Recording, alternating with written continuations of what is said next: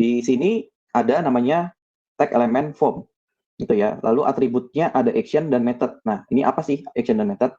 Nah, action tuh lebih ke arah nanti ketika kita submit formnya itu akan kemana, actionnya akan kemana, gitu. Misalnya pindah halaman atau misalnya submit ke backend gitu misalnya, contoh ke PHP gitu misalnya. Nah, action itu seperti itu tuh, lebih ke linknya. Setelah formnya disubmit akan mengarah kemana. Nah, di sini ada juga method gitu. Jadi kalau di form sendiri ada dua cara. Jadi ketika kita submit itu ada dua jenis method nih, ada post dan get. Nah, bedanya post itu lebih ke ketika kita submit, kalau teman-teman coba, nah mungkin kita akan praktekkan nanti ya, gitu, kalau supaya lebih clear. Jadi kalau post ini tidak akan, contoh ya, mungkin agak-agak kita coba masuk dulu ke dalam formnya supaya lebih clear nih. Sebelum saya menjelaskan metode itu apa bedanya ya. Oke, di sini kita bikin UI-nya dulu, baru saya jelaskan fungsi dari form itu, atributnya. Nah, pertama saat bikin form sudah clear ya, kita harus bikin tag form, lalu kita isikan form tersebut. Jangan lupa nih, tag formnya harus dibuka dan tutup. Gitu. Lalu kita isikan form apa yang kita mau buat di dalam dua tag tersebut, gitu ya, atau tag formnya. Gitu, tag pembuka dan menutup formnya itu. Nah, di sini kita bisa bikin seperti biasa, label, nama dari form tersebut, lalu for name. Nah, for name ini lebih ke mengenalkan bahwa label ini punya siapa nih, gitu, punya input ID. Input ID yang ID-nya name, gitu ya, dengan tipe teks. Gitu. Nah, di sini ada label, lalu ada label tutupnya. Nah, kita bisa tulis nama contohnya. Nah, ini akan muncul di sini untuk teksnya. Nah, untuk bikin field inputnya, teman-teman ada namanya tag input. Oke, nah tag input ID, ID ini adalah jadi setiap misalnya kita mengisi email, password, ada input fieldnya kan. Nah, kita harus kasih ID teman-teman. Itu fungsinya untuk apa? Karena ketika kita mengisi, contohnya di dalam form ini ya, sebelah kanan nama teman-teman, misalnya nama saya Harvey. Nah, isi dari input field itu harus diambil, teman-teman, harus kita bisa ambil. Nah, makanya kita harus memberi ID di dalam komponen input itu supaya si form ini ketika mau ambil data gitu bisa diambil dengan cara memanggil ID-nya. Kira-kira seperti itu teman-teman. Nah, tapi yang objektif kali ini kita yang penting bisa slicing dulu. Nah, next materi juga akan dibahas gimana cara bisa get value di dalam form atau isi dari form teman-teman itu bisa diambil dan bisa diolah lagi itu untuk bikin validasinya atau apapun itu teman-teman. Gitu. Tapi itu akan di next materi. Nah, kalau di HTML ini kita objektifnya adalah coba slicing dulu. Nah, tapi saya jelaskan sedikit mengenai ID ini next-nya akan dipakaikan untuk apa, gitu ya. Nah, selain ID di sini ada namanya type. Type text artinya adalah jenis input yang kita inginkan. Ada date, ada text, ada number gitu ya. Nah, ini teman-teman bisa coba buka juga di Waitress School gitu ya. Tipe-tipenya ada banyak. Kalian bisa coba. Lalu BR enter. Nah, ini input type password ada ya. Ada password dan require. Require ini adalah input type-nya jadi wajib gitu ya, harus diisi ketika klik submit di dalam form. Lalu ada checkbox, lalu ada input type radio, lalu ini ada number nih, ada min max-nya juga. Jadi ada value paling rendahnya nggak boleh minus atau 0, lalu max-nya 10. Jadi kalau saya tulis 100 ini nggak bisa. Itu kita bisa min max gitu. Nah, jadi input type ini ada banyak jenis ya teman-teman. Itu. Jadi teman-teman mungkin ada beberapa yang pakai teks aja, habis itu dibikin validasi A, validasi B. Nah, sebenarnya nggak perlu lagi. Itu teman-teman. Jadi di suatu aplikasi atau program software, teman-teman tuh banyak fungsi yang sebenarnya dari bahasa program itu sudah disediakan. Bikin UI gitu ya, mereka sediakan fungsi UI juga. Gitu. Jadi nggak harus semua fungsi itu dibuat dari nol. Gitu. Nah, contohnya seperti ini nih, teman-teman mau bikin, input type-nya number gitu ya, angka aja, nggak boleh string. Nah, ada type-nya number. Lalu kita bisa bikin sesuai kebutuhan nih. Range-nya adalah 1 sampai 10 gitu, jadi nggak bisa lebih. Gitu, jadi teman-teman bisa langsung pakai dan nggak usah bikin fungsi-fungsi untuk apa ya namanya ngecek atau validasi. Misalnya kalau 100 gitu nggak bisa submit contohnya. Itu perlu, tapi menurut saya paling mudah kita bisa pakai validasi dari si HTML ini juga. Gitu. Jadi bukan hanya JavaScript yang bisa bikin validasi atau interaktif, tapi HTML juga punya sebenarnya fungsinya. Gitu. Tapi ada kelemahannya sebenarnya. Kenapa nggak direkomendasikan hanya menggunakan validasi di dalam HTML? Itu. Jadi sebenarnya HTML ini cukup open gitu ya, jadi bisa diganti-ganti. Itu salah satunya. Jadi validasi itu sangat bisa mudah di bypass.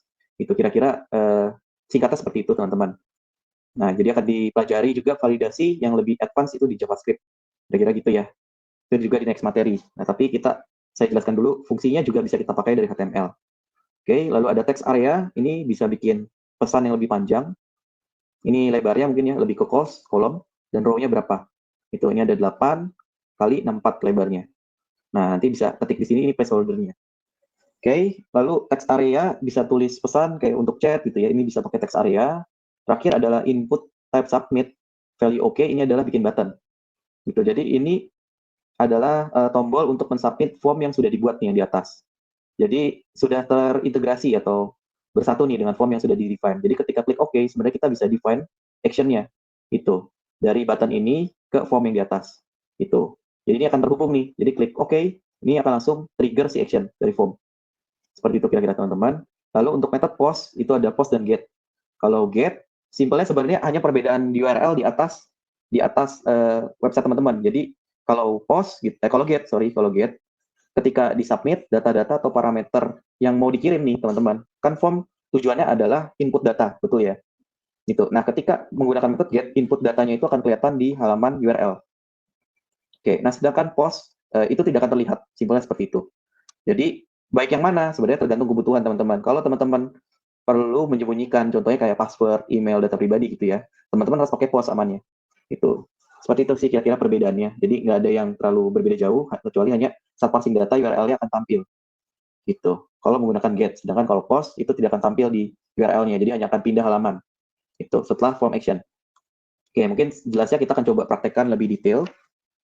Oke, kita coba pelajari dulu mengenai button. Selain input type, submit, kita juga bisa bikin button secara langsung. Ini di luar dari form ya, teman-teman. Jadi kalau mau bikin button lagi, tapi fungsinya bukan untuk form, teman-teman bisa bikin button sendiri. Gitu, di sini ada tag namanya button, lalu atributnya type button. Nah, lalu di sini ada on click. Gitu. Jadi ketika button ini diklik, action apa yang akan dikerjakan? Nah, teman-teman bisa lakukan di on click ini. Oke. Nah, select form ini lebih ke bikin drop down. Jadi di sini ada merah, kuning, hijau, biru, apa warna favoritmu. Nah, teman-teman bisa buat namanya menggunakan tag select. Gitu ya. Jadi select, lalu kita define juga isinya, optionnya. Seperti itu teman-teman. Jadi bisa akan muncul list dari itemnya. Oke, nah kalau yang di bawah ini juga sama, tapi bedanya ada selected gitu. Jadi terkadang kita kan butuh ketika memilih drop down, kita kasih aja default value gitu ya. Nah default value ini bisa kita buat atau cetak otomatis lah kita bilangnya dengan selected atributnya ada di option ini ya. Oke, kira-kira seperti itu untuk select form. Oke, option group ini lebih ke kalau misalnya punya nested gitu ya, nested atau turunan gitu ya di dalam pilihan teman-teman.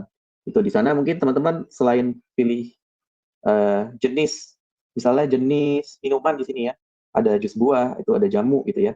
Nah, di dalamnya ada lagi nih pilihan, jus apel, jeruk, mangga, lalu ada kencur, asam gitu ya, broto wali. Nah, teman-teman bisa buat dengan option group namanya. Oke, di sini ada option group, lalu kita bisa labelin dengan jus buah. Di sini ada atribut label. Lalu kita baru munculkan optionnya, ada apa aja, ini yang bisa dipilih. Seperti itu teman-teman untuk option group. Oke, ini untuk radio button. Di sini ada input type-nya radio, tadi sudah dijelaskan ya. Jadi tadi kan ada contoh radio button, tapi kan radio button hanya satu nih. Nah kalau 3 gimana? Nah teman-teman bisa buat radio button dengan menggunakan type radio, lalu ID, dan perbedaannya adalah supaya ketahuan nih, HTML, CSS, JavaScript ini adalah satu grup button, radio button. Nah ini kita samakan name-nya, misalnya dengan favorite underscore language. Favorite underscore language, favorite underscore language. Nah ini tanda bahwa 3 radio button ini adalah sekumpulan radio button atau grupnya. Seperti itu, kelompoknya gitu ya teman-teman. Jadi kalau mau mengkelompokkan, kan ini harus pilih salah satu nih. Gitu. Nah, ini harus menggunakan name yang sama supaya ini dianggap satu grup. Seperti ini. Kalau value adalah isi dari radio button tersebut. Oke. Jadi ketika diselect, value ini bisa dikasih ke form misalnya contohnya. Nah, ini label simple seperti teksnya. Oke, lalu bayar enter. Kira-kira itu ID untuk tanda pengenal ya, teman-teman. Jadi kalau kok ID kayaknya ada di mana-mana ya. Yes, itu sebenarnya adalah tanda pengenal gitu ya. Jadi umpama mau kenalan nih sama satu atau 2 orang. Nah, mereka nggak pakai tanda pengenal nih. Nah, teman-teman gimana tahu gitu? Namanya siapa ya gitu. Nah, ID ini sebenarnya kayak semacam tanda pengenalnya. Itu. Jadi setiap komponen ada namanya unik ya sifatnya. Jadi pas kita panggil Mas Sarfi gitu contohnya. Nah, nggak salah manggil, yang datang orangnya bener. Itu. Nah, itu fungsi ID, teman-teman. Itu. Kalau name mungkin saya umpamain kayak mungkin satu keluarga lah gitu saya bilang. Simpelnya seperti itu kira-kira perumpamannya. Nah, di sini detailnya juga bisa diakses di Waitress School mengenai radio button. Oke, lanjut ya. Saya coba share sedikit lagi mengenai field legend. Field legend lebih ke section sebenarnya teman-teman. Bisa langsung dicoba aja. Field section, lalu ada legendnya. Legend adalah judul dari section tersebut. Ini ada data diri, lalu bikin label seperti biasa. Teman-teman bisa langsung coba. Itu. Ini kalau dibutuhkan bikin pengelompokan seperti yang di sebelah kanan. Oke, kita coba dulu praktek sekali lagi untuk pembuatan form, teman-teman. Nah, kita coba praktek lagi masuk ke Scrimba.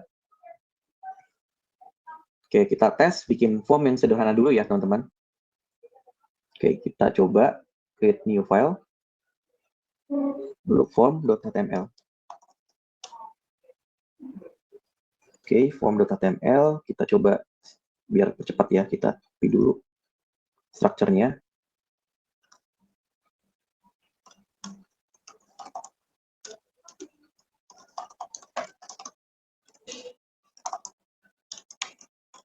Oke, kita coba langsung mungkin A1 judul latihan form. Oke, kita bikin form. Kita bikin formnya dulu ya. Oke, kita coba mungkin tes. Kita input nama, email, dan pesan ya mungkin. Kita coba bikin 3 itu dulu. Kita bikin label. For name.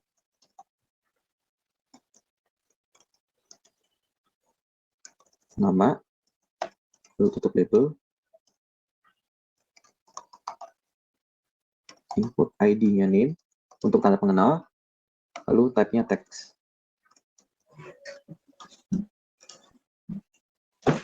Oke, kita tutup. Nah, mungkin teman-teman ada sedikit perbedaan ya. Di sini kok bisa ya, nggak usah ada tag tutup. Ya, karena kita tidak ada penggunaan, misalnya nih teman-teman, input seperti ini ya. Nah, ini nggak ada masalah sebenarnya teman-teman. Itu kalau selama tidak ada isinya di sini nih, misal ABC gitu. Nah, ini kan tidak dibutuhkan ya. Gitu. Jadi teman-teman sebenarnya kalau mau define seperti ini pun nggak ada masalah, atau bisa juga seperti ini. Gitu. Untuk penutupnya. Itu tidak ada masalah. Jadi nggak akan bikin program teman-teman error sih. Itu kita coba tes ya. Mungkin simple dulu yang segini. Nah, ini latihan form nggak ada masalah ya seperti ini. Coba saya hapus. Tidak ada masalah. Kalau kita bikin input seperti ini juga tidak ada masalah. Jadi sama aja teman-teman. Jadi fungsinya ada, walaupun kita tetap harus terbiasa ya untuk bikin open dan close-nya, tapi sebenarnya kadang kita juga nggak perlu. Itu nggak perlu kalau misalnya di dalam sini tidak ada isinya nih. Misalnya ABC gini contohnya. Itu. Oke. Jadi bisa seperti ini. Jadi misalnya ya contoh saya tes lagi BR gitu ya. BR nggak usah ada pembuka penutup. Itu bisa seperti ini aja. Itu ya. Contoh saya bikin seperti itu. Oke, nah ini kebetulan pas BR kita bikin.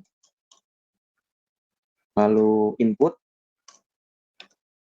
Nah, kita bikin lagi. Next mungkin ke email ya. Coba kita ke umur dulu deh, umur buat kita coba tes yang apa namanya? Tes yang input number gitu ya. Kita bikin label. Lalu sorry kita skip dulu ya tadi agak skip umur. Kita bikin label dulu umur. Tutup labelnya. Oke, lalu for ID, sorry ini input ID. Dan type-nya kita bikin number ya. Number, oke. Kita run. Oke, tadi kan ada min max ya, kita coba min max. Min max, umur mungkin maksimal dari 1, maksimal 100 ya, umur 99 mungkin. Oke, kita coba tes. Oke, nah ini ada seperti ini ya, kita tulis 100, nah tidak, oke ini masih bisa, tapi kita coba, mungkin ini urutannya sampai 99, call max-nya. Coba kita mungkin pakai 9 dulu, kita run. Oke. Nah ya, ini max di 9. Jadi mainnya di sini nih untuk validasinya. Isiannya masih tetap bisa lolos. Kira-kira gitu sih untuk yang umur ya. Oke, kita coba apa lagi? Lebih ke radio button ya. Mungkin kita coba select form deh. Select form. Oke, select form. Apa warna favoritmu?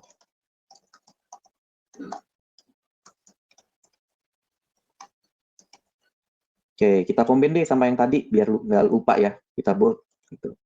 Kita bold. Oke, lalu tutup. Oke, apa warna favoritmu? Oke, nah kita coba bikin select. Select lalu optionnya apa?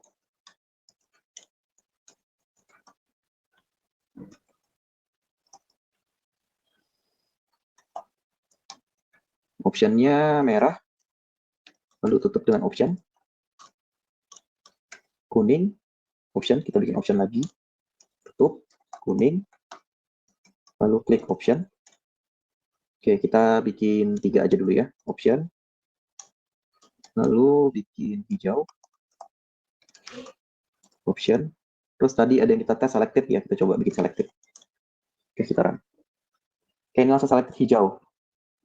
Oke, kita bisa bikin merah, kuning, gitu ya, apa warna favoritmu. Oke, kita coba latihan satu lagi ya, yang tadi belum dicoba. Untuk option group, kita coba radio button aja ya, teman-teman. Oke, input,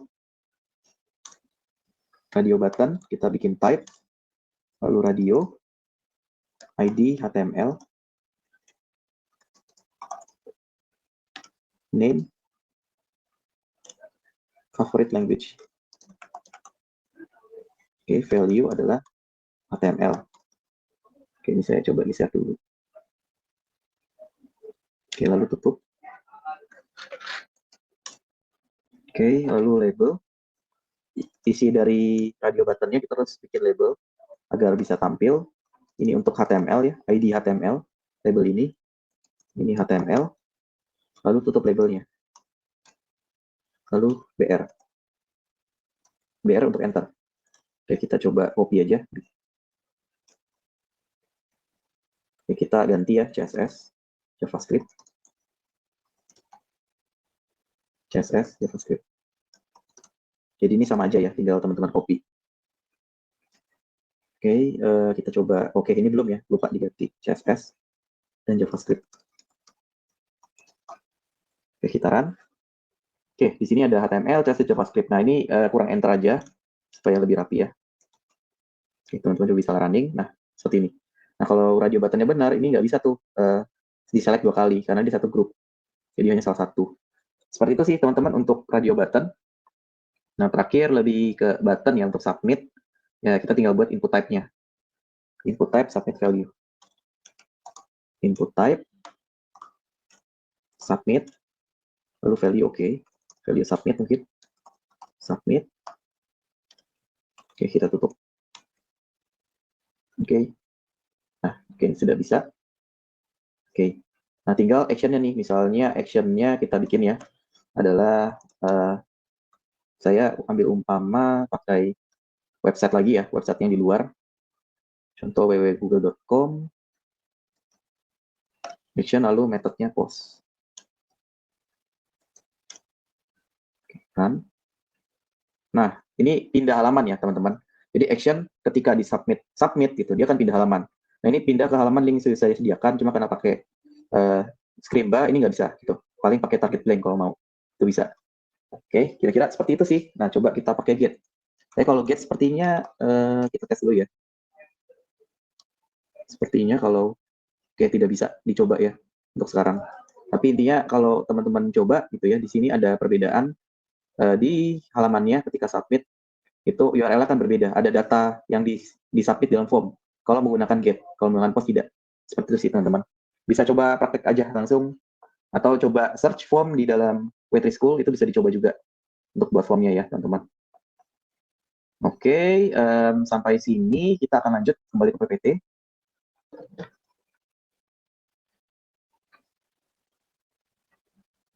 Oke, next apa sih yang kita bahas? Button mungkin bisa langsung dicoba sendiri. Oke, select form, option group, field legend bisa dicoba sendiri ya teman-teman. Kita langsung ke structuring layout di HTML. Nah, teman-teman tadi udah coba ya, bikin table, lalu bikin form. Nah, tapi kayaknya tadi kurang rapi ya teman-teman gitu. Nah, sebenarnya ada structuring layout di HTML yang perlu dipelajari supaya lebih rapi teman-teman. Lebih rapi dari structuring layout-nya. Oke, nah di sini ada layout elemen untuk HTML yang perlu teman-teman tahu gitu ya. Jadi kalau buka website kan teman-teman pasti akrab ya dengan pasti ada header, ada navigasinya, lalu ada footer namanya, ada section gitu, isi konten, artikel atau aside gitu. Nah, di sini ada layout elemen yang sudah tersedia dari HTML supaya ketika saat kita define tag tersebut ini akan langsung membuat struktur layout itu sesuai dengan apa yang kita define di teks tersebut. Contohnya kita define header, itu pasti posisinya langsung di atas. Seperti itu ya. Oke, lalu ada navigation link, lalu ada section, bagian dokumen, lalu ada isi artikel, atau aside ini lebih ke sidebar contohnya, lalu ada footer di bagian bawah gitu ya. Nah, detail ini agak jarang dipakai, tapi ini bisa nih untuk mendefinisikan detail tambahan yang dapat dibuka dan tutup pengguna sesuai permintaan. Lalu ada summary, mendefinisikan heading untuk elemen. Nah, layout elemen ini itu sebenarnya untuk layouting ini, jadi gini ya, layouting ini sebenarnya adalah hal yang paling pertama harus kita prepare, teman-teman. Gitu ya. Kenapa? Karena kalau kita mau buat website, alur berpikir kita tuh justru harus langsung mikir gimana kita structuring layoutnya. Gitu. Oh, ini header di atas, oh ini footer di bawah, oh ini warnanya seperti ini, seperti itu. Nah, ini yang harus disiapkan pertama kali, teman-teman. Layout elemennya. Gitu, supaya kita bisa berpikir gitu ya, atau menyusun gitu ya, menyusun website kita itu lebih teratur, teman-teman. Jadi, memang ada beberapa programmer yang sudah expert gitu ya, engineer yang sudah expert, dia bisa tuh buat langsung dari yang paling kecil, komponen sebenarnya, dengan menggunakan atomic design. Tapi sebenarnya uh, untuk basic atau belajar ya, nah justru kita belajar dari yang paling structure luarnya dulu, gitu, baru ke dalam. Itu untuk awalan belajar, teman-teman. Gitu, jadi dapat mockup nih dari desainer, oke, saya mau bikin website seperti ini. Nah, teman-teman lah, yang paling pertama dilakukan tuh justru layouting, gitu, supaya rapih. Teman-teman udah ada tempatnya nih. Nih tempatnya buat konten, nih tempatnya buat header, nih tempatnya buat navigasi, gitu ya. Tinggal diisi ini navigasinya ada apa aja, ada home, ada misalnya profil dan lain-lain ya, teman-teman. Gitu. Lalu ada footer gitu ya. Biasanya template kan kalau di website-website footernya ada informasi copyright gitu ya, perusahaannya misalnya atau apapun itu, teman-teman, informasi ditaruh di sana. Oke, jadi ini yang paling pertama justru. Tapi kenapa nggak dipelajarin pertama? Ya supaya teman-teman nggak terlalu pusing nih. Ngebahas layout elemen ini cukup banyak, teman-teman. Itu, selain layouting, ada dua, teman-teman. Cara layoutingnya. Itu. Jadi, tadi yang saya sebutkan itu ada termasuk dalam semantik elemen. Itu ya. Jadi di sini ada non-semantik dan semantik elemen. Nah, di sini saya coba jabarin dulu yang semantik ya, teman-teman. Karena tadi sudah di-share sedikit mengenai semantik. Jadi, kita elemen semantik itu sudah didefinisikan isinya dan jelas. Ini kita kembali yang tadi, contohnya kayak header, navigation, isinya header, ya udah pasti logo website gitu ya, lalu judul misalnya, atau tema gitu ya, itu pasti di header. Nav contohnya, isinya itu pasti link navigasi gitu. Lalu artikel, apalagi artikel pasti isinya konten gitu. Footer itu pasti di bagian bawah dokumen. Jadi kita nggak bisa banyak custom nih kalau menggunakan semantik. Jadi udah template gitu, kita pakai aja. Header ya header, pakai seperti layaknya bikin header, navigation pasti isinya navigation gitu. Itu sudah ditentukan, teman-teman. Sudah jelas isinya. Berikut seperti kayak form, tabel, itu juga termasuk semantik elemen.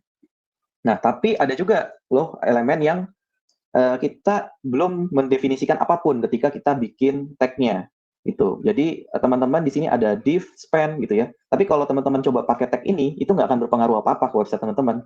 Kenapa? Itu karena adalah non-semantic elemen. Jadi kita justru yang menceritakan, kita bagi ya div ini apa isinya, span itu apa. Nah, kita ceritakan di slide ini ya, teman-teman. Nah, di sini contohnya ada div. Ini adalah tag HTML yang berfungsi mendeskripsikan bagian atau divisi tertentu yang sifatnya fleksibel. Nah, ini kalau saya biasa menggunakan div ini untuk apa ya namanya? Jadi kalau misalnya contoh kita bikin header, lalu kita bikin konten gitu ya, terus bikin footer.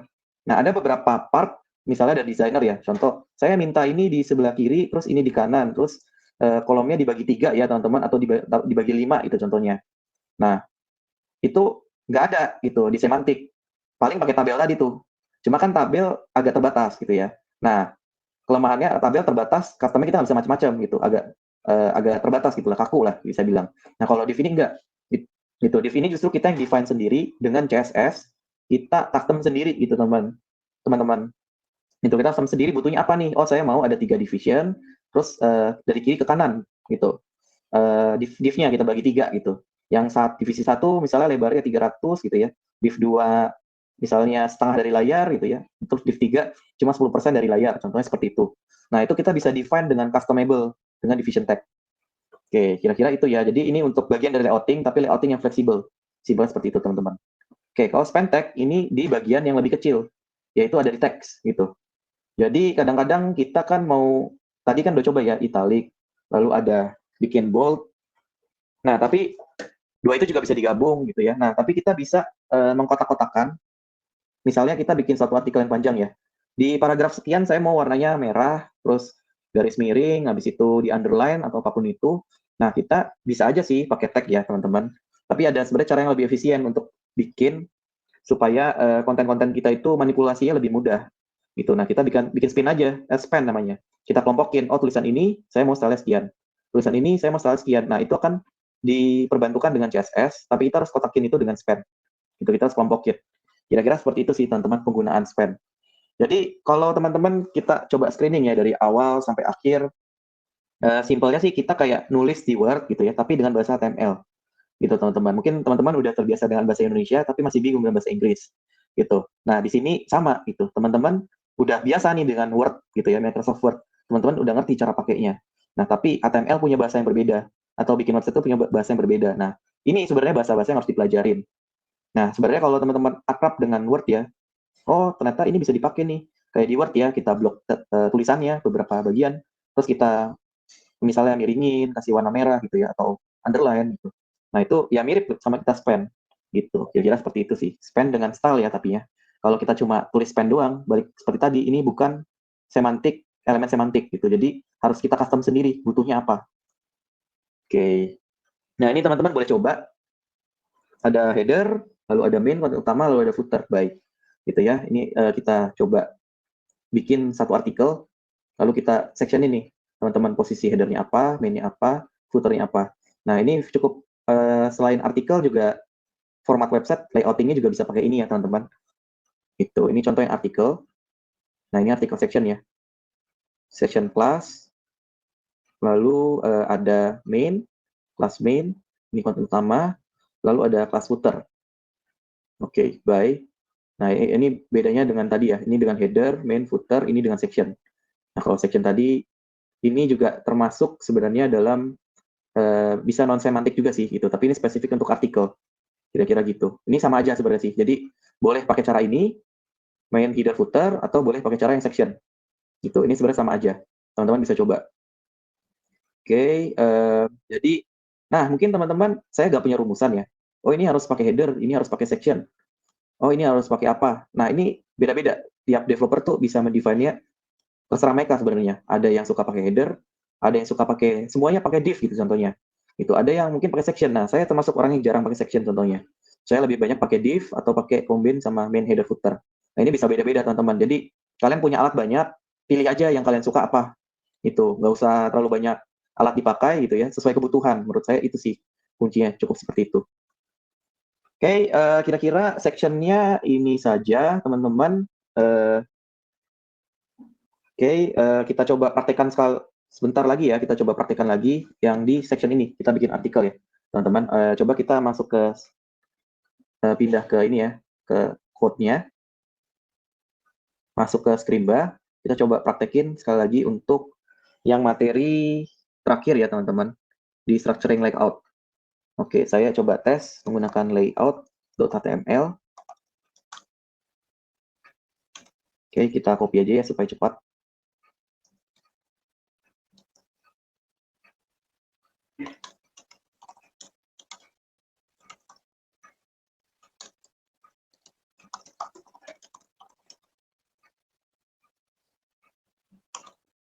Oke, kita coba tes yang di artikel dulu kali ya, kita lebih kelihatan banget nih kalau kita coba pakai artikel. Oke, kita artikel, di dalam body kita bikin artikel. Oke, kita bikin judul dulu, A1. Oh sorry, kita jangan pakai yang satu ya. Kan ada judul di artikel, kita bisa coba pakai di sini. Soal header. Oke, lalu H1. Judul artikel.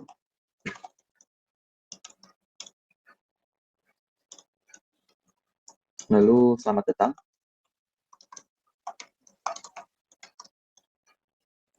Lalu main.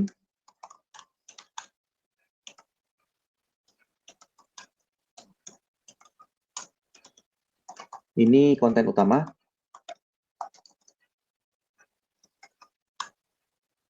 Oke, lalu ada footer. Misalnya contoh finish.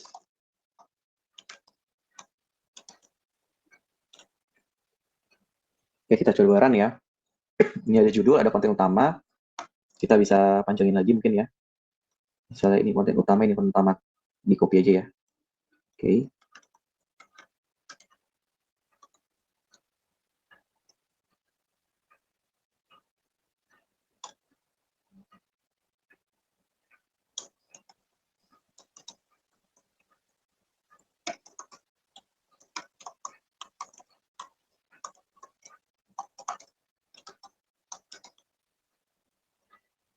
Oke, kira-kira seperti ini sih. Mungkin nggak terlalu kelihatan bedanya ya. Judul artikel nggak ada bedanya. Ini cuma lebih ke positioning gitu. Jadi teman-teman lihat di sini ada judul artikel di header, lalu ada selamat datang dengan paragraf, lalu masuk ke main. Gitu ya, main konten utama gitu ya. Terus ini konten kedua, lalu finish. Nah, fungsi selain apa ya namanya? Selain untuk posisi, sebenarnya ini juga nanti berguna nanti untuk CSS. Jadi teman-teman sudah harus terbiasa mengkelompokkan A di sini, terus konten B di sini, headernya ini, footernya di sini. Itu supaya nanti ketika styling mudah. Jadi teman-teman tinggal bikin kelas gitu ya misalnya, kelas atau name atau ID apa gitu, terus bisa di styling oleh teman-teman, dengan CSS. Nah, jadi ini adalah basicnya teman-teman. Gitu. Teman-teman kelompokkan dulu mana yang header, mana yang kontennya, baru nanti kita bisa merapikan nih teman-teman, isi kontennya mau di posisi mana, di sebelah kanan, lalu ada header contohnya. Nah, kita belum coba nih yang nav ya teman-teman, bisa juga. Oke, kita coba mungkin, oke nanti setelah ini kita coba nav. Nah, saya mungkin ada contoh nih yang nav ya teman-teman. Saya langsung ke code-nya aja, nggak ketik dari nol karena masuk waktu ya teman-teman. Oke, kita coba yang ke sini, lalu run. Nah, ini contohnya kita menggunakan nav, gitu ya, nav. Terus kita bisa bikin kelas container, lalu ini ada division untuk menu-menunya. Di sini ada home, ada search, ada logout. Nah, teman-teman, logo bisa rapi ya. Nah, karena kita sudah pelajarin CSS, teman-teman. Nah, ini akan kita pelajari besok, gitu. Jadi ada code-nya untuk bikin struktur supaya ada border, gitu ya. Terus ada namanya flexbox, gitu ya. Terus aja justify content supaya di posisi di kanan. Dan ada banyak lagi lainnya, teman-teman. Yang kita pelajari di besok, teman-teman. Nah, kira-kira dengan menggunakan layouting, gitu ya. Contohnya tadi navigation seperti ini, kita bisa mengkelompokkan dengan lebih mudah. Kira-kira gitu sih, teman-teman. Jadi kita lebih ke pengelompokan dan layouting gitu. Nanti ketika kita memposisikan ini di kanan, ini di kiri, gitu ya, ada di bawah, ini pasti harus menggunakan layouting yang tadi, teman-teman. Entah yang semantik atau yang non semantik, gitu ya. Kalau non semantik berarti pakai div, gitu ya, di define sendiri mau kayak gimana. Tapi bisa juga ada yang semantik, berarti kita udah pakai yang sudah disediakan oleh HTML. Nah, kembali ke slide. Oke, kita coba kembali ke slide. Nah, kita sudah pelajari semua. Nah, next session kita akan bahas lebih detail mengenai CSS. Nah, saran saya dari materi yang sudah saya sampaikan, teman-teman boleh coba buka Wetrisco dan ulang-ulang materinya yang tadi sudah saya pelajari. Terutama tadi ya yang di summary itu adalah mengenai pembuatan table dan form. Oke, karena next kita akan coba praktis bikin lebih rapi lagi seperti ini, teman-teman. Nah, teman-teman yang mau coba mulai duluan dan penasaran, teman-teman bisa coba ya bikin ini. Gitu ya. Tadi kita sudah belajar bikin form, gitu ya, judul dan ada subtitle-nya dengan paragraf, gitu ya. Lalu ada bikin form, gitu ya, ada nama, lalu input date, gitu ya. Lalu ada radio button dengan jenis submit, lalu ada pesan text area, lalu ada button submit, ada input type submit ya teman-teman bisa. Lalu ada table, di sini teman-teman bisa define dengan TH gitu ya, TH gitu. Terus ada TD-nya. Lalu ada RF, bisa coba dipraktekin di profil ini, klik gitu, arahin ke mungkin Facebook teman-teman atau kemana gitu ya. Lalu ada image tadi bisa sebenarnya dibikin icon yang lebih kecil. Nah, lalu nanti fungsinya akan dipelajari di next gitu. Jadi teman-teman coba boleh slicing seperti ini. Tapi karena kita belum mempelajari CSS ataupun Flexbox, jadi pasti hasilnya tidak akan serapi ini gitu ya teman-teman. Nah, yang penting adalah muncul nggak nih gitu, bentuknya sudah mirip-mirip nggak gitu ya. Ini ada header, bisa dimanfaatkan, bikin judul gitu ya, lalu bikin form sesuai dengan tampilannya, lalu ada bikin table. Nah, kalau masalah rapi, itu akan dirapikan oleh CSS, teman-teman. Nah, coba kalian praktekkan ini, praktis di rumah masing-masing, di screenshot dulu boleh. Nah, silakan nanti dipelajari dengan HTML murni gitu, atau mau coba ekspor CSS duluan juga boleh, teman-teman. Silakan. Oke, dari saya, nah mungkin ini cerita sedikit, kalau misalnya join ya full stack program, teman-teman bisa dapat materi yang lebih detail. Nah, ini adalah basicnya HTML. Tapi HTML itu sebenarnya mirip juga dengan framework JavaScript yang lainnya untuk bikin web juga, teman-teman. React.js, Node.js, nah tapi materinya tidak di sini, gitu ya. Jadi materinya ada di full stack program. Jadi teman-teman bisa dapat materi yang lebih detail dengan daftar full stack program, teman-teman. Contohnya di sini ada materi React.js untuk front end-nya, bikin website juga tentunya, lalu Node.js untuk back end, lalu JavaScript ada library apapun gitu ya, teman-teman. Bukan cuma bikin table form gitu ya, tapi bisa bikin macam-macam ya, maps gitu ya, atau connect ke back end API, dan lalu ada back end deployment gitu ya, untuk mendeploy hasil pekerjaan teman-teman di website gitu. Jadi teman-teman bisa langsung pakai dan akses di domain teman-teman kalau misalnya teman-teman udah menguasai ini semua. Itu. Tapi tetap semangat teman-teman. Mungkin di sini beberapa gimana komennya, pusing nggak lihat HTML? Oke, boleh komen ya teman-teman. Gimana? Jangan cepat pusing ya teman-teman gitu ya. Ini mungkin kalau saya umpamain buat teman-teman yang baru belajar, kita lagi belajar bahasa baru nih gitu ya. Teman-teman udah biasa bahasa Indonesia, saya kasih nih bahasa baru, bahasa Inggris, pasti akan nggak secepat itu bisa pas dan butuh proses. Tapi percayalah teman-teman, ketika teman-teman bisa bahasa lagi gitu ya, bahasa programming gitu ya, dan outputnya kan berbeda ya dengan teman-teman biasa pakai bahasa Indonesia atau pakai dokumen gitu. Jadi akan banyak skills yang bisa dimanfaatin dengan bahasa baru ini. Contohnya HTML sebagai basic. Oke, dari saya itu aja. Tetap semangat. Saya kembalikan lagi ke tim Revoyu.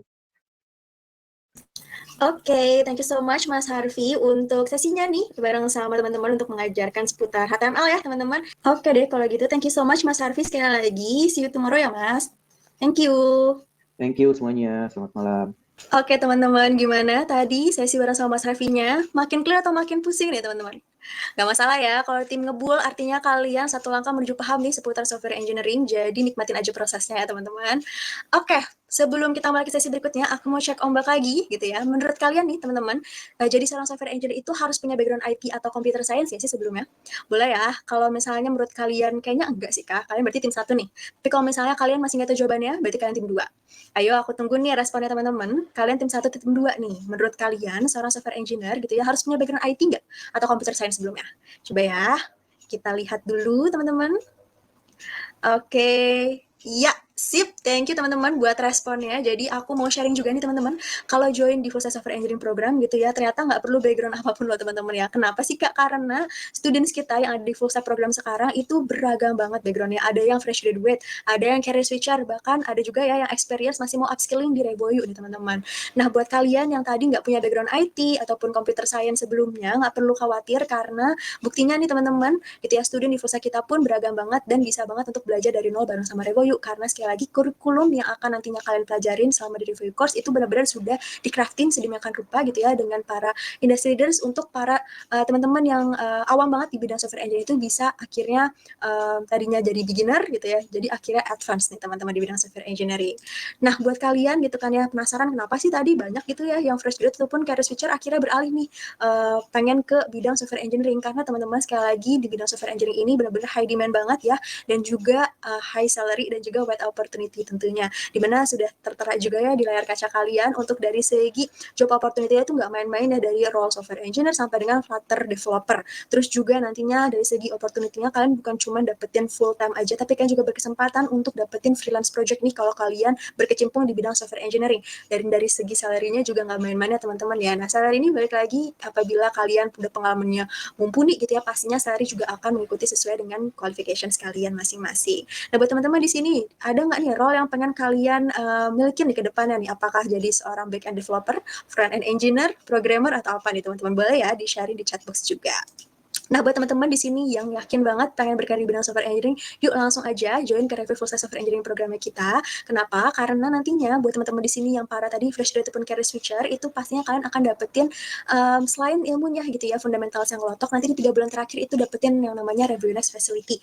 Nah, di Review Next ini kalian akan dapetin yang namanya career support training, di mana kalian akan dibantu nih dari segi end-to-end proses job seeking-nya ya, dari mulai building CV dan juga portfolio, terus juga kalau misalnya kalian dapat undangan interview di perusahaan yang kalian lamar gitu ya, itu bisa banget untuk latihan dulu bareng career mentors gitu ya, lewat mock-up interview. Terus misalnya kalian dapat offer letter juga dari company yang kalian lamar, bisa banget dibantu untuk salary negotiationsnya bareng sama career mentors kalian. Tentunya ini berharga banget ya teman-teman, karena memang aku bisa akui ya, untuk job seeking process itu adalah hal yang sangat amat melelahkan gitu ya, tapi dengan adanya kalian support system yang misalnya akan membantu kalian dari proses end to end-nya, itu akan sangat membantu banget nih teman-teman untuk terus termotivasi ya mencari company yang sesuai dengan sampingan kalian tentunya. Nah, terus nih teman-teman, pastinya kalau punya portofolio, pastinya kalian udah ngerjain project ya sebelumnya. Nah, nanti kalian akan juga dapetin ya berbagai macam project yang bisa kalian kumpulkan untuk dijadikan portofolio. Nah, dari project-projectan ini kalian bisa mengimplementasikan istilahnya ya, apa yang sudah kalian pelajari selama di kelas ke dalam project secara individu ataupun berkelompok nih teman-teman. Nantinya dari project-project tersebut juga gak ya udah ngerjain project udah selesai, tapi kalian juga akan dapetin feedback langsung dari para experience mentor. Jadi kalian tahu nih dari portofolio kalian itu memang sudah bisa nge-showcase gitu ya skill set yang kalian miliki sejauh ini dan bagaimana cara kalian meng-overcome challenge-challenge yang kalian temukan selama mengerjakan projectnya juga nanti akan lebih terreflect gitu lewat portofolio kalian. Nah, buat teman-teman di sini nantinya kalian akan ketemu gitu ya dengan para career mentor expert yang mereka sudah berpengalaman di bidang rekrutmen, jadi mereka tahu nih tips and tricks-nya juga.